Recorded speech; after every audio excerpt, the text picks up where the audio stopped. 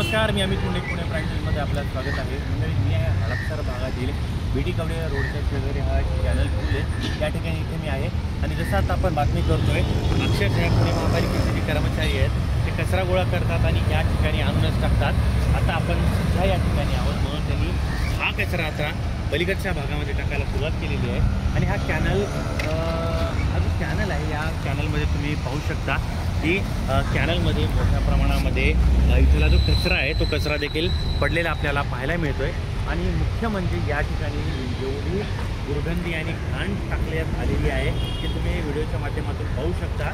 आणि मुख्य म्हणजे या ठिकाणी लोकांनी लवशंका आणि शौचालय देखील केल्याचीच आपल्याला मोठ्या प्रमाणात पाहायला मिळते.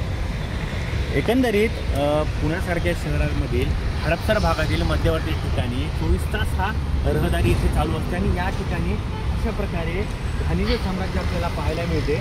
गेले कित्येक महिने झाले या ठिकाणी ही साफसफाई केलेली नाही म्हणून असं नागरिकांनी देखील आपल्याला बोललेलं आहे. मात्र ते फक्त कॅमेऱ्यासमोर आलेले नाही आहेत, कारण एकंदरीत या भागामध्ये हे जे आपण आता ही घाणीचे साम्राज्य बघतोय, एकंदरीत महापालिकेचे जे कर्मचारी असतील ते सुद्धा याला दोषी आहेत का? कारण या भागातील जो कचरा आहे ते लोक इथेच येऊन टाकतात. पण नेमकी हा का कचराकुंडी आहे का?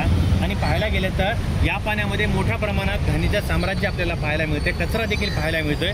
आणि हा जो कॅनल आहे, ह्या कॅनलचं पाणी पुढे दुसऱ्या छोट्या मोठ्या गावांना जाऊन ते कॅनल हे भेटलं जातं. आणि मुख्य म्हणजे या ठिकाणी रात्रीच्या वेळी म्हणजे साधारणतः 6च्या नंतर इथे मद्यप्रेमी देखील आपल्याला मोठ्या प्रमाणात पाहायला मिळतात.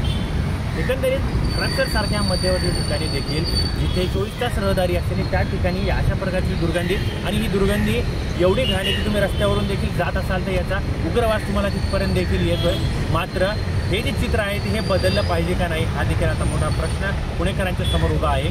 पुणे महानगरपालिका नको त्या गोष्टीकडे मात्र लक्ष देते, पण ज्या गोष्टी नागरिकांच्या आरोग्याशी संबंधित आहेत त्यावर मात्र का बोलत नाही, त्यावरती का काम करत नाहीत, हा देखील मोठा प्रश्न सध्या आता आपल्यासमोर उभा आहे. आणि या भागातील काही नागरिकसुद्धा देखील इथे मोठ्या प्रमाणात कचरा टाकतात असं देखील आपल्याला सांगण्यात आलेलं आहे. आता मात्र या ठिकाणी पुणे महानगरपालिका काय ॲक्शन घेणार हे देखील तितकंच पाहणं महत्त्वाचं ठरणार आहे. कॅमेरा पर्सनसोबत अमित मुंडे.